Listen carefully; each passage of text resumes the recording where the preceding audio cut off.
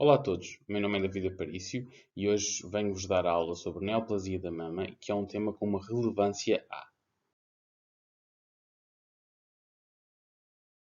Nesta aula, e à semelhança das aulas anteriores, nós vamos ter os três símbolos principais, ou seja, o símbolo de quando já saíram perguntas em exames anteriores oficiais, e como podemos ver, saiu uma em 2019 e uma em 2020.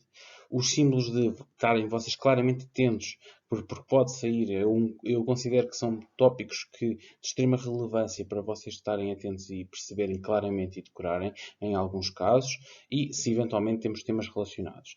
Depois, o nosso proposta de aula hoje será, vamos começar com uma introdução, em que eu vou-vos dar já algumas ideias-chave que para vos organizar, começar logo a organizar a vossa cabeça de como abordar um doente com uma neoplasia da mama, falarmos de epidemiologia, fatores de risco, rastreio, diagnóstico, estadiamento, terapia neoadjuvante, cirurgia, terapia adjuvante e neoadjuvante, só a terapia adjuvante, terminamos com as ideias-chave e terminamos com um caso clínico de forma a sistematizar.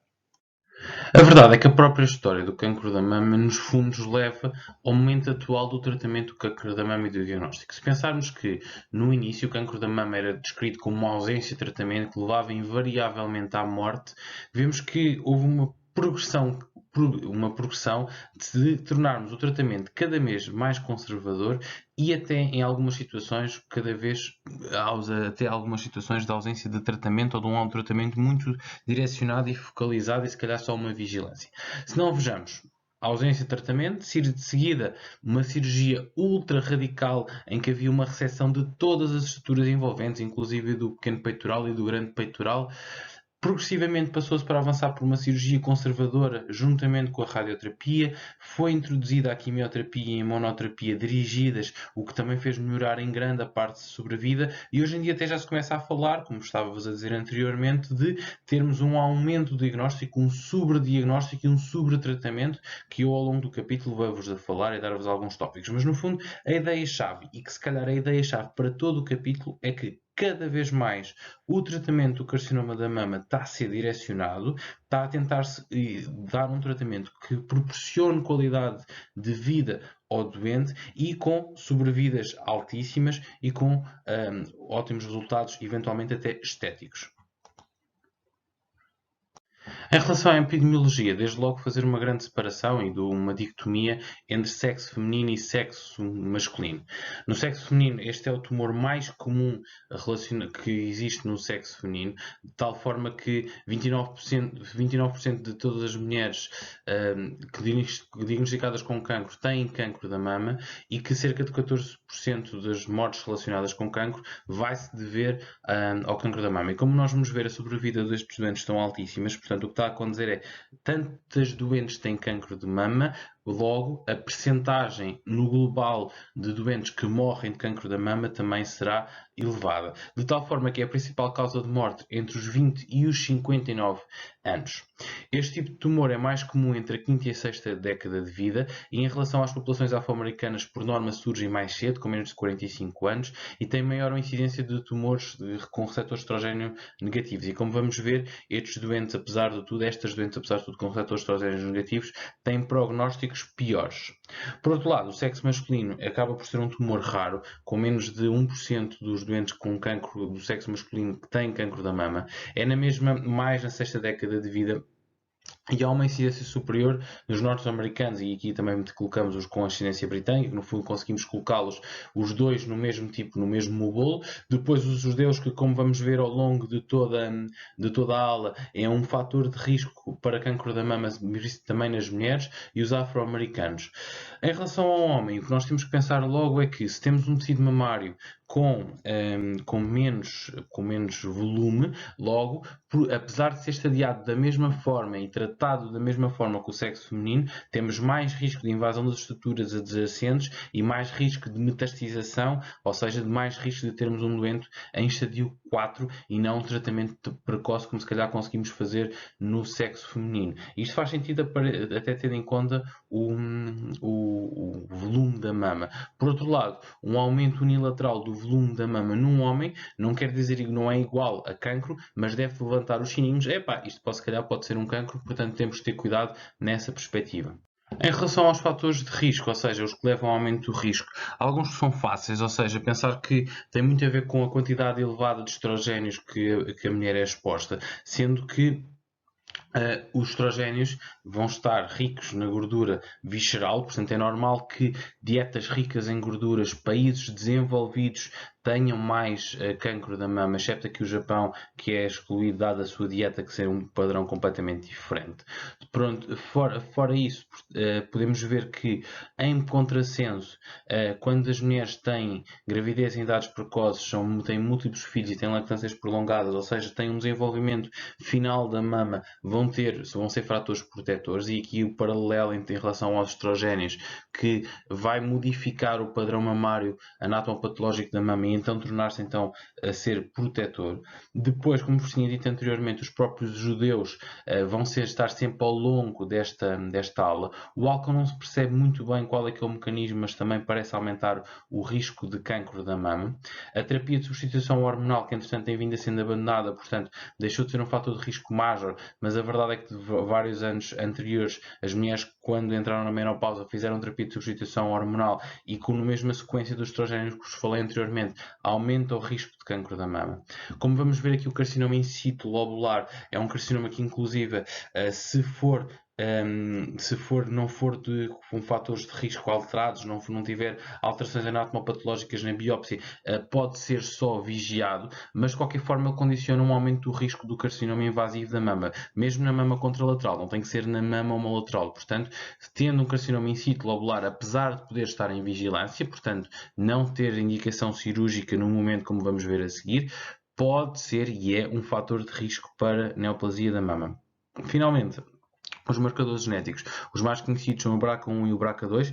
É muito típico, e vocês lembrem-se sempre da Angelina Jolie, que acabou por fazer uma cirurgia de redução mamária só com poupadora de pele, não sabemos se mamilo ou não, sinceramente não sei, mas que fez a extração de toda a mama com substituição de próteses mamárias. Nesta perspectiva, ela tem um BRCA, não sei se é 2, se é 1, mas tem um BRCA diagnosticado. Portanto, fatores genéticos que estejam associados ao cancro da mama também vão aumentar este risco. Além dos BRCAs, não se esquecerem do Lifromania, ou seja, da mutação do P53, e como vamos ver aqui, há outros oncogéneos também que podem estar envolvidos e muito típicos ao nível da neoplasia da mama. Eu não vos disse anteriormente, mas faz sentido que a própria radioterapia, a radiação que a pessoa esteja sujeita, vai aumentar o risco de neoplasia da mama, de cancro da mama, sendo que principalmente se for na adolescência, ainda mais aumenta isto. E isto vem na sequência do rastreio que eu vou falar a seguir, ou seja, o que aconteceu foi que houve uma clara diminuição da mortalidade com a introdução do rastreio da mama, com diminuição da mortalidade, com aumento da sobrevida. O que está a acontecer, como eu vos disse atualmente, é que chegamos a um patamar tal nos países desenvolvidos que começamos a ter uma ausência de diminuição da mortalidade, sendo que inicialmente houve um aumento da sobrevida em cerca de 33%. E desta forma começamos a ter, se calhar, diagnosticar muitos tumores que não teriam indicação para ser operados ou não teriam indicação para tratamento. E desta forma ainda é difícil de encontrar este equilíbrio, tornámos-nos tão bons no rastreio que temos que encontrar nos próximos anos este equilíbrio, porque eventualmente estaremos a fazer sobretratamento. De qualquer forma, o rastreio é para ser feito com mamografia e eventualmente ecografia mamária. Porque a ecografia mamária entra aqui? Porque a mamografia é boa para ver mamas que tenham pouca densidade de tecido, ou seja, de estroma. As mamas que tenham muita densidade de tecido e de estroma, a ecografia é claramente o melhor exame. Portanto, se a mamografia entra como rastreio, a ecografia que se entra como certificação desse eventual rastreio ou dessa eventual dúvida, caso seja uma mama com muito estroma. Padrões que é preciso ter atenção ao nível da mamografia, que são sugestivos de terem neoplasia: massa sólida com ou sem padrão estrelado, especiamento assimétrico do tecido mamário, microcalcificações em cluster, e se tivermos uma destas características ou várias destas características, temos um valor preditivo positivo de 90%. Ponto importante: esta mamografia de rastreio está provado que não aumenta o risco de cancro de mama. Relativamente à forma de fazer este rastreio, primeira ideia que é importante vocês perceberem. Esta forma não é nada consensual a nível internacional e não é nada consensual nas diversas guidelines. Portanto, ponto importante é que não fiquem com a ideia que vão ter de certeza uma resposta linear se vos perguntarem isto. Posto isto, eu não acredito que vos perguntem como se faz o rastreio, dado esta mesma perspectiva, que é, não é nada consensual a forma de o fazer. O que é mais ou menos consensual? É que após os 50 anos de idade nestas mulheres, tem indicação para fazer mamografia e ou ecografia mamária, como nós vimos anteriormente. Portanto, este é o ponto mais consensual da política de rastreio, ou seja, após os 50 anos, fazer o exame físico anual mais a mamografia anual e ou ecografia. Sendo que, mesmo aqui, algumas recomendações internacionais falam de ser de 2 em 2 anos e não de ser anual. Portanto, nesta perspectiva, é a ideia que eu acho que vocês devem de sair com ela na cabeça. De tal forma que, à esquerda, no esquema, vocês veem como é que o Schwartz propõe, e parece-me ser uma forma razoável, se vocês quiserem ter algumas ideias-chave, de propor antes dos 50 anos para se perceber, e à direita nós encontramos as recomendações da DGS, que, como vocês podem ver, estão ultra desatualizadas, ou seja, são recomendações de 2011. A NOC é de 2011. Mas, de qualquer forma, como também está na bibliografia recomendada às próprias NOCs, eu apresento-vos aqui o esquema de organização português. Então, em termos do Schwartz, o que é que ele nos diz? Diz-nos que uma mulher de risco normal, ou seja, sem fatores de risco, aqueles que eu vos escrevi anteriormente, deve fazer um exame físico anual a cada 3 anos. Acima dos 40 anos, deve fazer um exame físico anual, mais uma mamografia anual, e volto-vos a dizer que isto é controverso. A partir dos 50 anos é consensual, ou seja, exame físico anual e mamografia anual. Numa mulher com um risco elevado, ou seja, com fatores de risco, com mais de 40 anos, logo aos 40 anos deve, pelo Schwartz e por algumas recomendações internacionais, iniciar a mamografia anual e ou ecografia mamária, conforme o que a mama que a mulher apresente. Recomendações da DGS. Abaixo dos 50 anos, sem fatores de risco, não tem indicação para mamografia. Dos 50 aos 69 anos, fazer uma mamografia a cada 2 anos e ou ecografia conforme a mama da mulher. E acima dos 69 anos, fazer de 2 em 2 ou de 3 em 3 anos uma mamografia e ecografia mamária. Ou seja, o que nos diz aqui é que acima dos 69 anos, fazer de uma forma mais espaçada. Em termos de recomendações internacionais, quando é que nós devemos suspender a realização deste rastreio? O que está preconizado por algumas é que até aos 75 anos e depois a partir dos 75 anos não fazer mais rastreio, ou então até 5 a 6 anos antes da esperança média de vida para aquela pessoa, ou seja, tendo em conta as comorbilidades. E aqui nestes doentes devemos então suspender o rastreio, sendo que nem a DGS nem o Schwartz fala da suspensão do rastreio da mama. Volto-vos a sistematizar. Acho que as duas ideias importantes que vocês têm que ter em relação ao rastreio não é consensual. A ser mais ou menos consensual é após os 50 anos, com mamografia e ou ecografia mamária, conforme as características da mama. E é isto no fundo. E quando vocês pensarem em cancro da mama vai-vos dar aquela lista que vem no Schwartz, que está do lado direito, que é uma lista infindável de neoplasias da mama. Bem, simplificando isto, quando vocês pensarem em cancro da mama, têm que pensar em carcinoma se é in situ ou se é invasivo e se há outras neoplasias que não estas duas. O que acontece é que nas mulheres, 80% dos cancros vão ser carcinomas invasivos, nos homens, 85% dos homens vão ter carcinomas invasivos. Tudo o resto serão carcinomas in situ. E no carcinoma in situ, como eu vos disse, há dois padrões diferentes, ou seja, os lobulares, que caso sejam claramente carcinomas in situ, sem outras alterações, não são pleomórficos, não têm alterações anatomopatológicas na biópsia, podem ser vigiados atualmente sem indicação para cirurgia. Se tiverem alterações anatomopatológicas, têm indicação para cirurgia, dado poderem ser um carcinoma invasivo e não um carcinoma in situ, ou que podem evoluir para carcinoma invasivo e desta forma prevenir. E de seguida temos os carcinomas ductais. Ductais porquê? Porque são dos ductos, lóbulos é da terminação da glândula mamária. Os ductos são os ductos que vão levar ao lóbulo e que vão tirar, no fundo, o leite quando for uma mama normal para sair ao nível do mamilo. O carcinoma ductal in situ, forma mais simples de vocês sistematizarem isso. Quando pensarem em carcinoma ductal in situ, de uma forma prática, pensem que tem um carcinoma invasivo, porque a abordagem vai ser em quase tudo semelhante.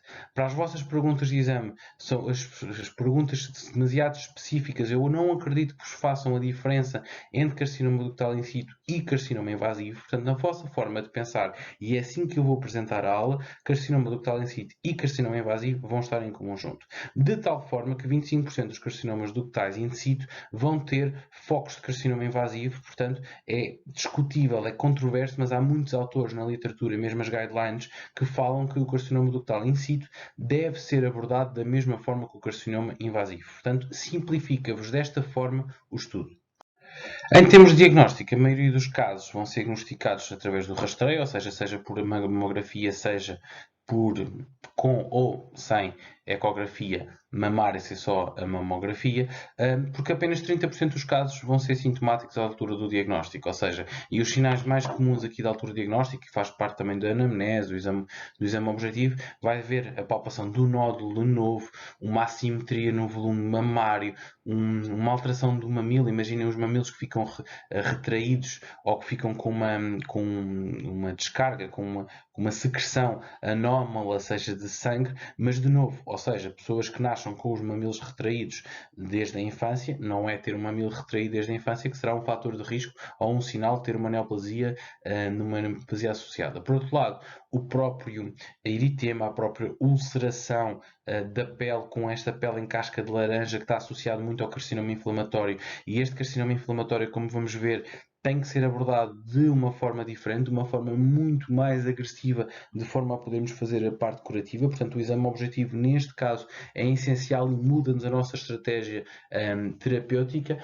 E, finalmente, se tem uma massa axilar ou não, porque pode ser uma metástase axilar. O local mais comum de metástases linfáticas será então no escavado axilar, e esta metástase, se for comprovada como positiva para carcinoma da mama, temos o diagnóstico de carcinoma da mama, mesmo que nós não encontremos a neoplasia na mama, porque às vezes acontece, são ocultas ao nível da mama. Portanto, exame objetivo muito importante no caso destes doentes, e de seguida será sempre importante fazer uma avaliação histológica correta.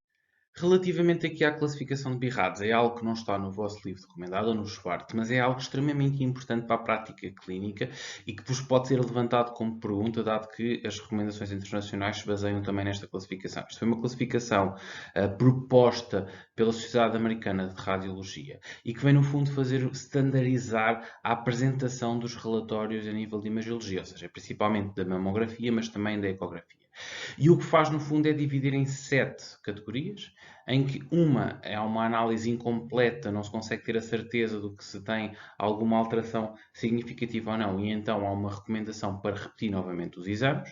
E depois temos as 6 categorias, em que, de forma simples, BIRADS 1 e BIRADS 2 são categorias benignas, ou seja, não temos qualquer sinais sugestivos de alterações malignas, portanto estamos com probabilidade zero de alteração maligna. BIRADS 3, temos uma alteração que não parece ser maligna, mas que pode ser com um grau de suspeição muito baixo, ou seja, provavelmente é uma alteração benigna, e aqui deve repetir os exames diagnósticos aos 6 meses. Por outro lado, BIRADS 4 e BIRADS 5 são alterações celulares ao nível são alterações ao nível dos exames de imagem sugestivos, com uma probabilidade que já é significativa, já é importante de ser uma neoplasia. Portanto, tem uma recomendação para realizar uma biópsia, de forma a perceber se realmente é cancro ou se não é cancro.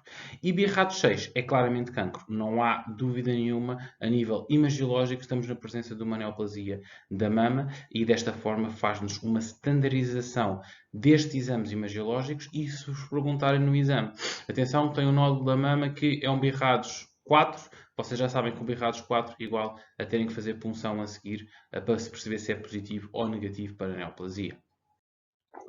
O exame objetivo deve ser feito de uma forma sistemática e fazendo a palpação de todos os quadrantes da mama, é de uma forma sistemática que vocês quiserem, começando no quadrante supraexterno ou no infromedial, o que vocês quiserem, de forma a que haja a palpação de toda a mama, e esta mama deve ser palpada ou com o doente deitado e a palpar os vários quadrantes, ou com o doente sentado, colocando a mão por baixo da margem inferior da mama e dessa forma fazer a palpação dos vários quadrantes. Não se esqueçam do quadrante central e não se esqueçam de avaliar o mamilo. De seguida passamos então para a avaliação linfática. Não esquecer a avaliação supraclavicular, dado que pode ter gânglios supraclaviculares, apesar de que antes eram considerados como um estadio 4, deixou de ser atualmente, o que é um avanço significativo, dado que, como vocês vão ver de seguida, a abordagem terapêutica é ligeiramente diferente. Passamos de ter uma abordagem paliativa para uma abordagem curativa,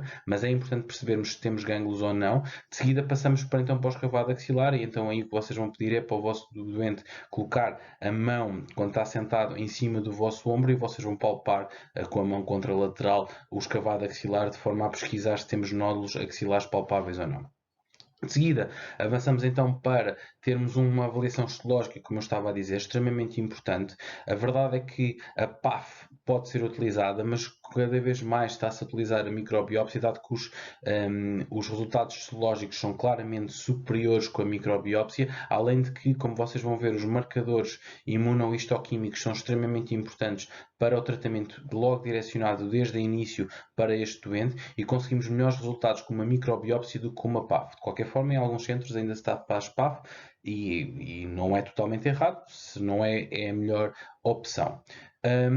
Exceções, quando nós vamos ter um resultado que é inconclusivo, mas altamente sugestivo pelos exames imagiológicos e pela clínica de termos uma neoplasia, então esta decisão deve ser individualizada e deve ser feita uma punção guiada eventualmente por TAC ou por eco, se não foi. Estas punções devem ser sempre feitas por eco, por regra, por ecografia, guiadas por ecografia, mas caso não o sejam, devem ser passadas a ecografia e caso com a ecografia não se tenha resultado, pode eventualmente ser feita guiada por TAC. Finalmente, se mesmo destas formas não temos, através da reunião multidisciplinar é ponderar se não deve ser feita uma biópsia excisional para se perceber verdadeiramente se é onde temos na presença de um tumor de um cancro da mama ou não.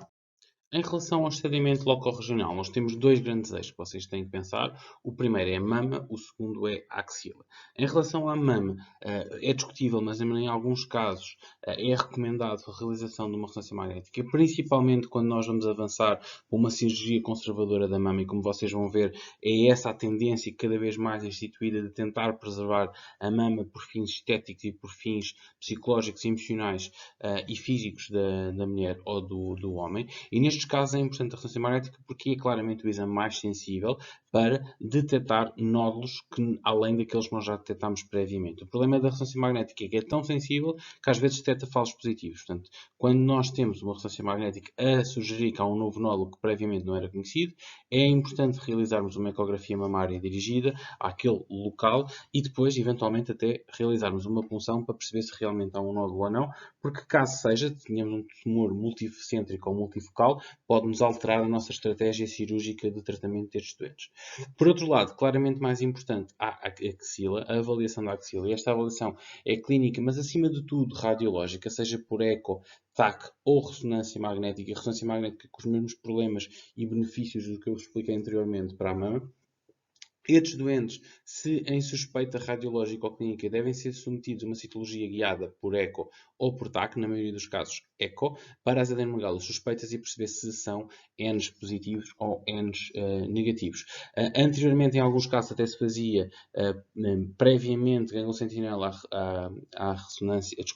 à cirurgia conservadora da mama e à terapia neoadjuvante.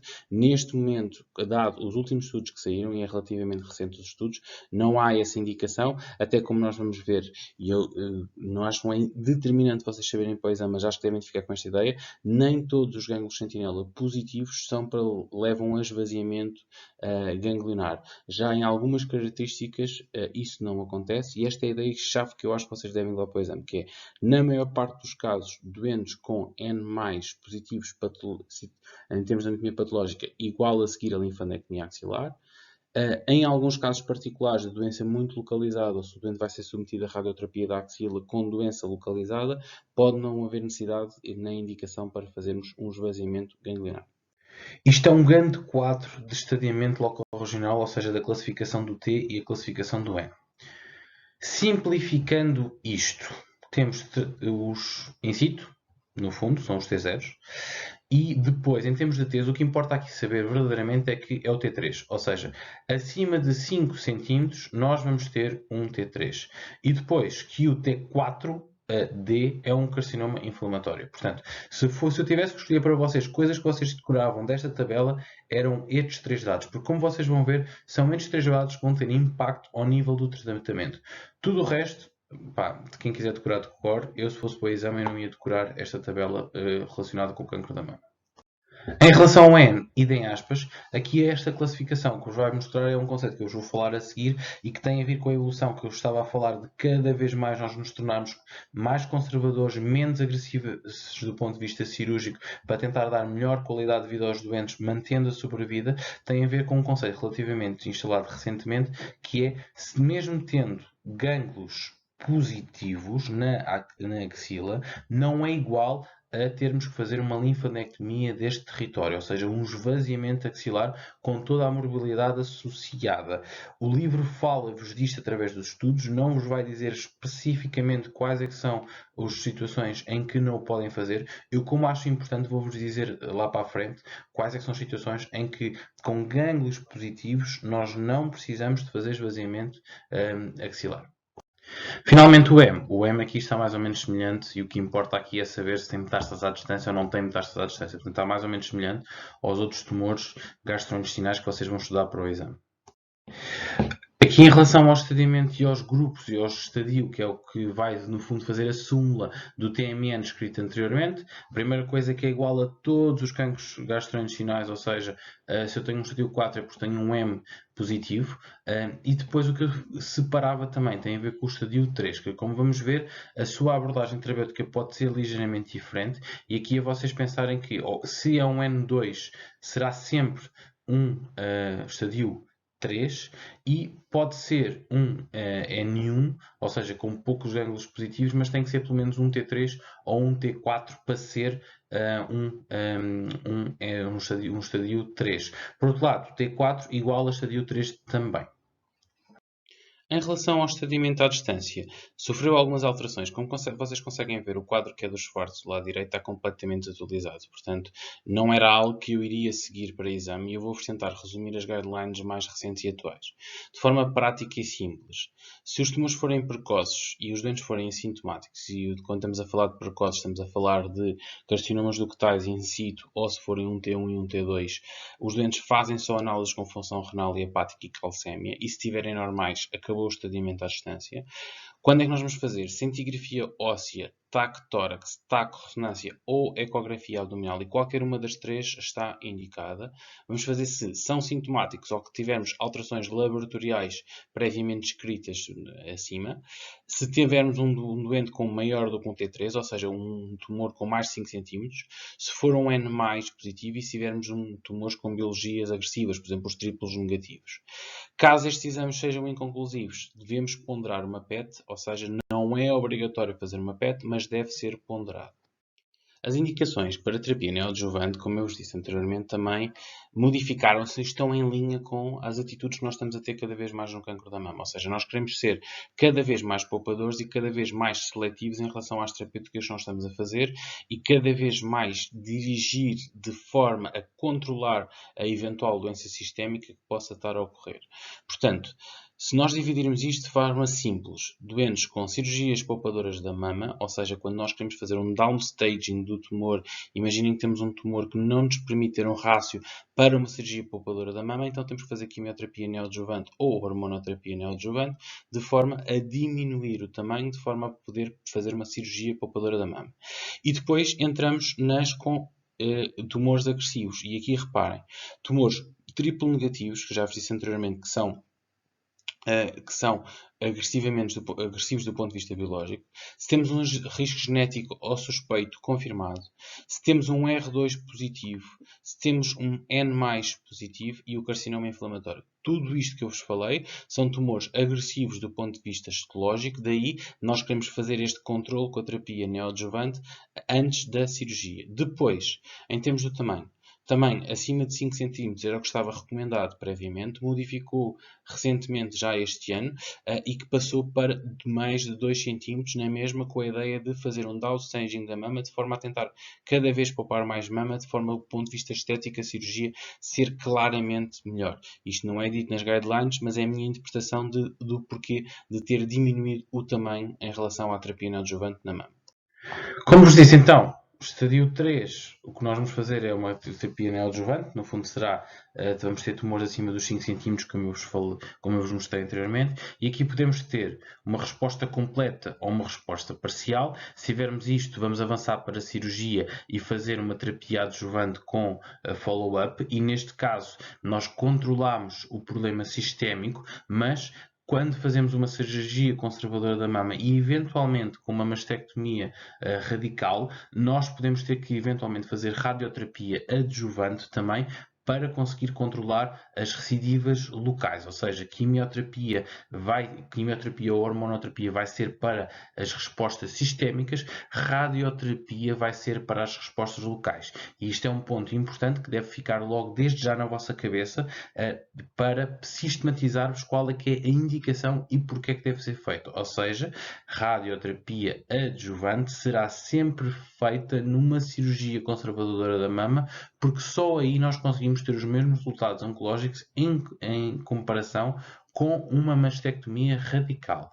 Caso não tenham resposta terapêutica, podemos eventualmente avançar para outro tipo de tratamentos, mas devemos individualizar esta terapia locorregional, dado que se calhar temos um tumor claramente mais agressivo do que aquele que estaríamos à espera.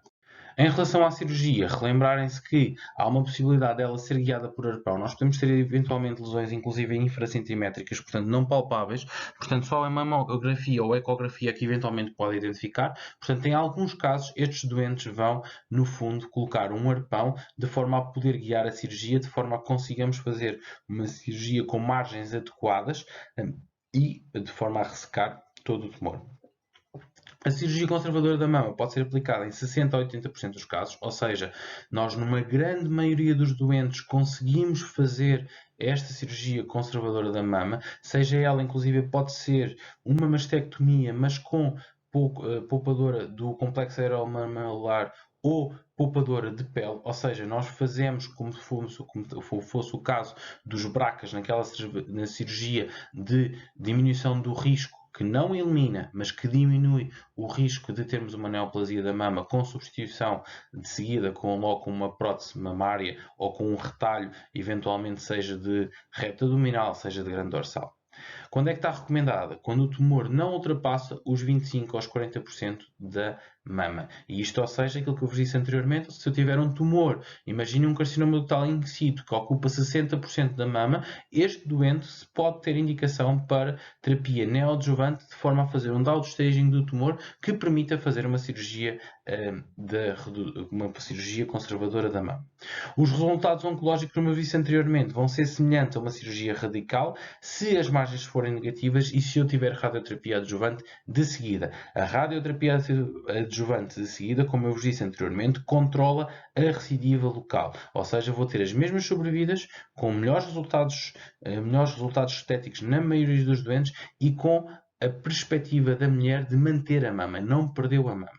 E isto evolui então no fundo para a cirurgia oncoplástica. A cirurgia oncoplástica não é mais do que a cirurgia oncológica conservadora da mama associada a uma cirurgia estética, ou seja, toda a cirurgia vai ser pensada e desenhada de forma a tentar ter o melhor resultado estético para a mulher, de forma a não haver a diminuição da percepção e da diminuição da qualidade de vida tão associada às mulheres que têm uma cirurgia radical da mama.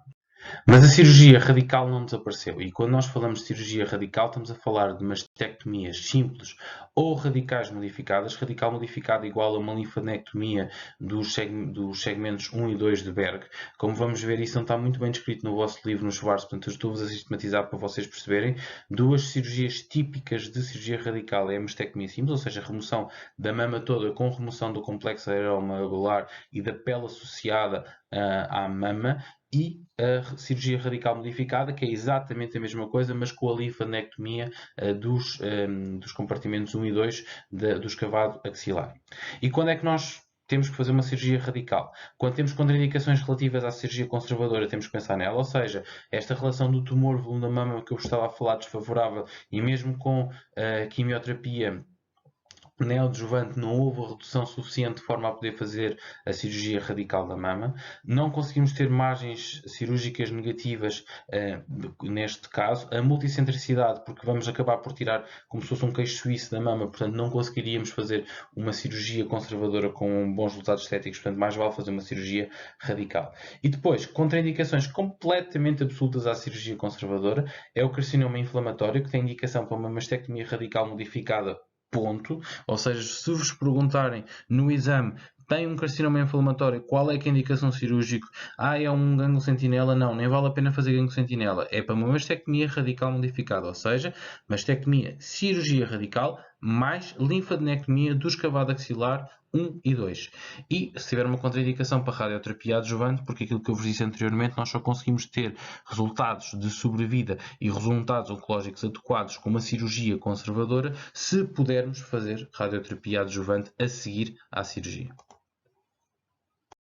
Em relação ao estradamento axilar, é claramente o fator prognóstico mais importante na sobrevida a longo prazo, e o gânglio sentinela, a realização do gânglio sentinela é claramente o gold standard, ou seja, em doentes com axilas clinicamente negativas ou que imagiologicamente eram positivas e foram puncionadas e que não deram células malignas, em todos os doentes nestes temos que realizar o gânglio sentinela. E o que é que isto é? É, no fundo, injetar um azul patente ao nível do complexo areolo-mamilar de forma a fazer uma migração até ao gânglio sentinela e em alguns casos utiliza-se as duas técnicas, uma linfocintigrafia pré-operatória, ou seja, é injetado um ião ao nível da medicina nuclear, uma substância ao nível da medicina nuclear, que vai migrar e captar no primeiro gânglio de drenagem linfática da mama. E aí, por isso é que se chama o gânglio sentinela, porque é o primeiro da axila, para onde vai metastizar eventualmente estas células neoplásicas. E, portanto, ao removermos esse gânglio, nós estamos, de certa forma, a estadiar toda a axila, porque se ele for negativo, a verdade é que toda a axila, à partida e com grande grau de probabilidade, será negativa. E depois, quando é que nós fazemos linfadenectomia axilar? Nós fazemos a linfadenectomia axilar nos compartimentos 1 e 2 de Berg. Atenção aqui que eu não acredito que vos perguntem que é 1 e 2, portanto eu só vos estou a dizer por fins de curiosidade histórica. No fundo, o que vai acontecer é que, quando é que nós temos que fazer isto? Primeiro, se tivermos uma punção deste gânglio no pré-operatório, como vos falei anteriormente, e que seja positivo, está bem? Se tivermos ele positivo, temos indicação para esvaziamento. No caso do carcinoma inflamatório, dado que todos os doentes com carcinoma inflamatório, como vimos anteriormente, têm indicação para uma mastectomia radical modificada, e apesar disto ter modificado ligeiramente, dado que há alguns doentes que com mais do que macrometástases, ou seja, mais do que 0,5 cm nas metástases num gânglio sentinela, podem, como eu vos disse anteriormente, não ter indicação para esvaziamento, mas são casos muito particulares, portanto eu não complicaria para o vosso exame a este ponto. O que eu saberia é, se tivermos uma macrometástase no gânglio axilar, vai ter indicação para uma linfadenectomia axilar. Eu não acredito que eles vos compliquem mais do que isto, portanto estas eram as ideias que eu levaria para exame.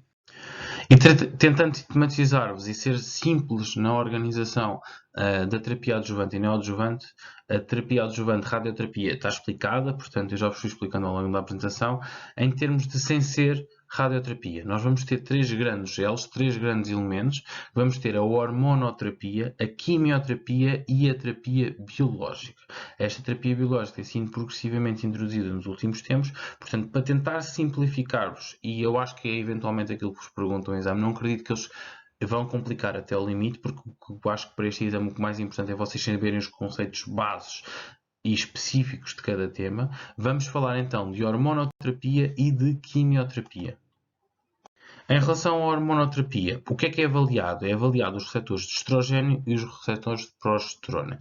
E isto são os receptores extremamente importantes ao nível da neoplasia da mama, de tal forma que, se forem positivos, nós temos melhores sobrevidas do que se forem negativos. Se forem negativos, estes doentes têm piores sobrevidas.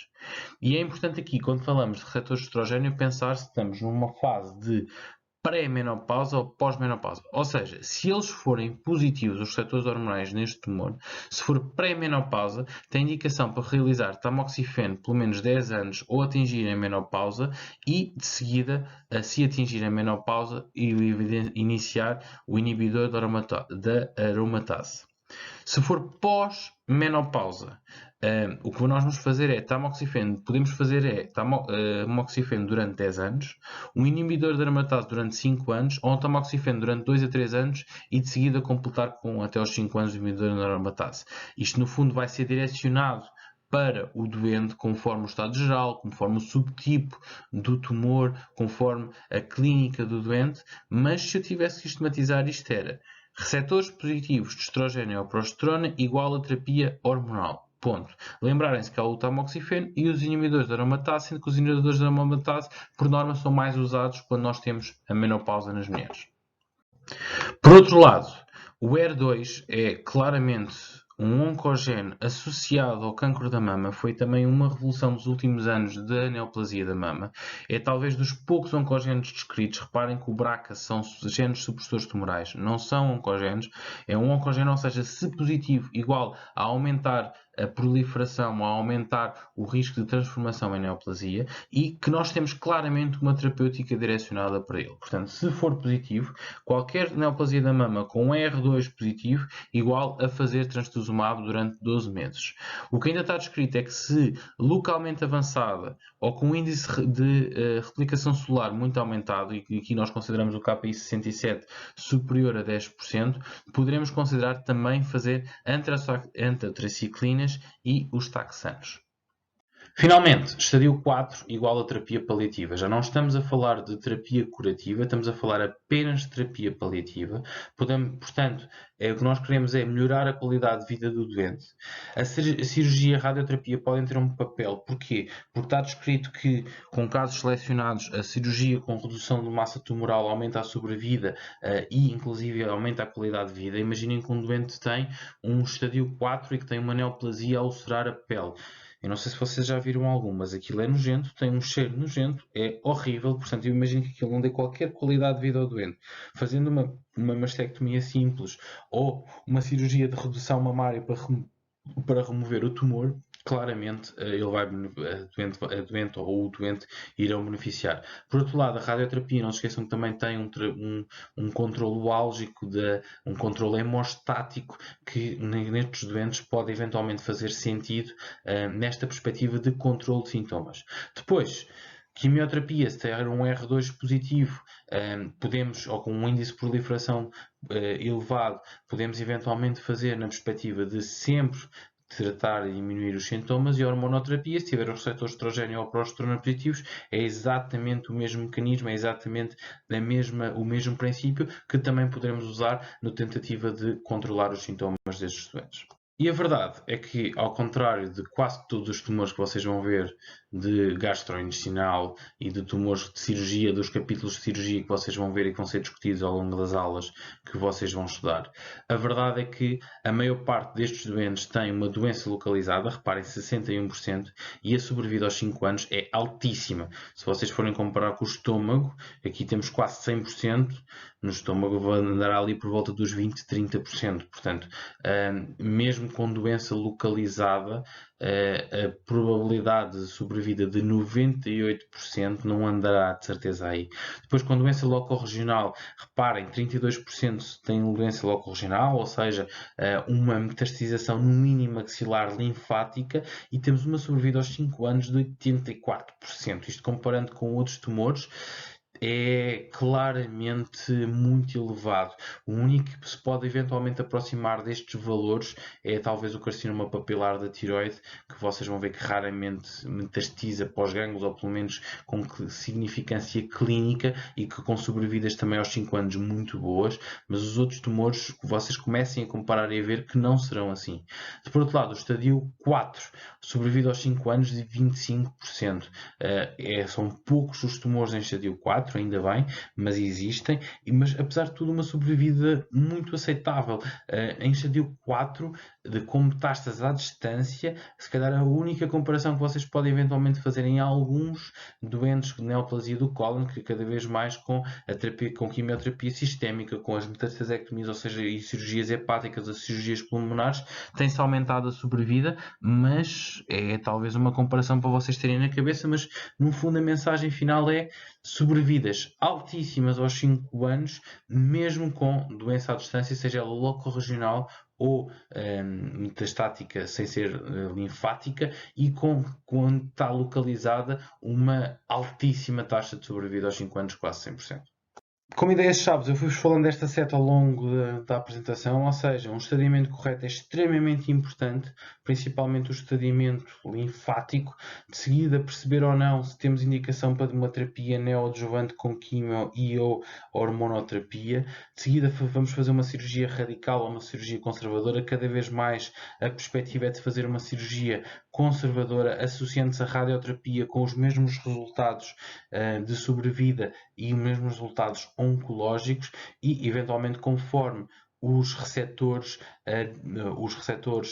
que tenham imunohistoquímicos, fazer ou não quimioterapia, fazer ou não hormonoterapia, na tentativa de ter um tratamento cada vez mais direcionado, mais personalizado, e que já estamos com um prognóstico muito bom aos 5 anos, mas possivelmente conseguiremos melhorar ainda mais estes resultados, sendo que começamos a ter, como vos disse, o problema de, e isso não está completamente bem esclarecido neste capítulo, mas está nas guidelines, de se calhar estamos a diagnosticar demais e estamos a sobretratar demais, e os estudos que estão em ensaios clínicos neste momento são nessa perspectiva de perceber se ainda nos conseguimos tornar mais conservadores e menos agressivos na nossa abordagem clínica. Em relação ao caso clínico, estamos então perante uma doente do sexo feminino de 58 anos, enfermeira, com antecedentes pessoais de hipertensão arterial, deslipidémica e gastrite crónica, medicada em ambulatório com ramipril, ácido acetilsalicílico, simvastatina e omeprazol. Recorre ao médico de família por sensação de palpação de nódulo duro, com cerca de 2 cm no quadrante supraexterno da mama. Solicitado mamografia que identifica massa com limites mal definidos e microcalcificações. Submetida à punção ecoguiada, que se revelou tratar de um carcinoma invasivo com 16 mm, com receptores de estrogênio positivos, R2 negativo, K1,67,2%. Clinicamente, radiologicamente, através da ecografia e mamografia, ausência de gânglios suspeitos, o rácio tumor-volume da mama é de cerca de 5%. Perante este caso clínico, qual a atitude seguinte mais correta? Tumorectomia com realização de biópsia de gânglio sentinela, quimioterapia neoadjuvante, radioterapia neoadjuvante, mastectomia radical modificada, solicitar ressonância magnética mamária. Ok, e tentando explicar o caso, e vamos tentar simplificar, que acho que é isso que vocês têm que fazer no exame. Primeiro, nódulo, mama. É as palavras que vocês têm que identificar logo, que é saberem que estamos num caso de um tumor da mama. Seja benigno ou maligno, mas é um tumor da mama, e tudo o início, o Parlapiepa foi para chegar a isto. E depois o que é que são os pontos importantes? Carcinoma invasivo com 16 mm, receptores de estrogênio positivos, R2 negativo, e o rácio do volume é de 5%, sendo que a ausência de gânglios suspeitos. E isto é aquilo que vos deve levar para vocês tomarem uma atitude. Agora reparem, perante este caso clínico, qual é que seria a opção mais correta? Vamos começar por quimioterapia neoadjuvante. Nós não temos nenhum triplo negativo, porque temos os receptores de estrogênio positivos. Não temos um R2 positivo, que também é um critério de mau prognóstico a precisar de quimioterapia neoadjuvante. temos menos de 2 cm e não temos um carcinoma inflamatório. E este não termos um carcinoma inflamatório anula-nos não só a quimioterapia neoadjuvante, como a mastectomia radical modificada, sendo que eu que vos disse anteriormente anula as hipóteses para quimioterapia neoadjuvante. Mas sabemos que o volume rácio de tumor, volume da mama é de cerca de 5%, ou seja, também não precisamos de fazer um downstaging da mama, portanto também não temos que fazer uma quimioterapia neoadjuvante e não temos N positivos, portanto também não temos que fazer quimioterapia neoadjuvante. Portanto, isto é aquilo que vocês têm que ir à procura quando estão a resolver estes casos. Depois, ficamos com duas hipóteses, porque uma eu vou excluí-la automaticamente, que é a radioterapia neoadjuvante não existe na mama, existe no reto, não existe na mama, portanto, automaticamente esta está excluída. A radioterapia é sempre adjuvante e não neoadjuvante na mama. Portanto, ficamos com duas, que é solicitar ressonância magnética mamária ou tumorectomia com realização de biópsia de ganglio sentinela. E porquê que é a ressonância magnética mamária?